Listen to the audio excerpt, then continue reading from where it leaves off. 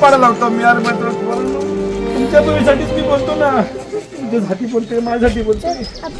महिलांनी फोडलेला हंबरडा, नातेवाईकांचा आक्रोश आणि सुन्न झालेली गावकऱ्यांची मनस्थिती ही हृदयद्रावक दृश्य आहेत साताऱ्याच्या असगावातली.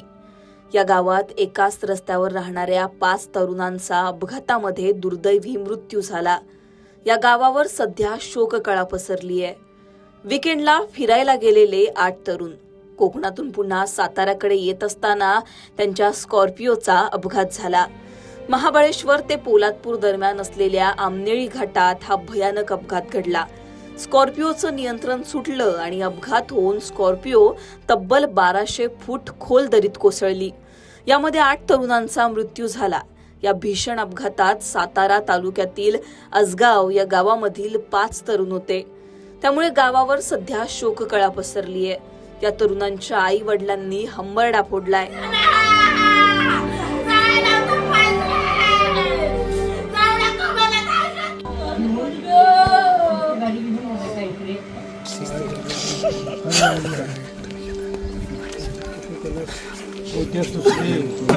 केला रे सांगून ना मला माझा पापा तुम्ही नाही पाडा लावतो मी यार मात्र तुमच्या भविष्यासाठीच मी बोलतो ना, तुझ्यासाठी बोलते, माझ्यासाठी बोलते, तुमच्यासाठी बोलतो मी नेहमी. बाबा असं नका असं बोलतो.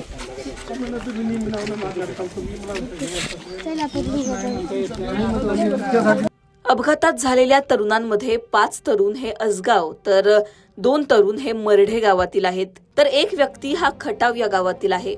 मृतांमध्ये महेश अनिल पवार वय 25 वर्ष, आदित्य साळुंखे वय 21 वर्ष, रितेश लोखंडे वय 25 वर्ष, सुहास लोखंडे वय 20 वर्ष, अंश चौहान वय 18 वर्ष, उत्कर्ष शिंगटे वय 21 वर्ष, प्रवीण अभिमन्यू शिंगटे वय 25 वर्ष, संदीप काटकर वय 35 वर्ष या मुलांचा समावेश असल्याची माहिती आहे.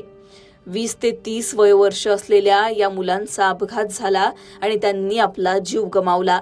या गावातील गावकरी आणि कुटुंबियांनी या घटनेमध्ये शासनाला जबाबदार ठरवलंय.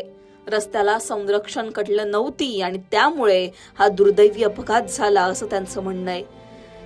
मृत्यू झालेल्या युवकांच्या कुटुंबियांना आर्थिक आधार शासनानं द्यावा अशी मागणी या गावकऱ्यांनी केली आहे. एकाच गावातील या 5 तरुणांचा मृत्यू झाल्यानं त्यांच्या आई वडिलांना हा सगळ्यात मोठा धक्का बसलाय. या दुर्दैवी अपघाताबद्दल तुमची मतं कमेंटमध्ये सांगा. लोकमतला सबस्क्राईब केलं नसेल तर सबस्क्राईब करायला विसरू नका.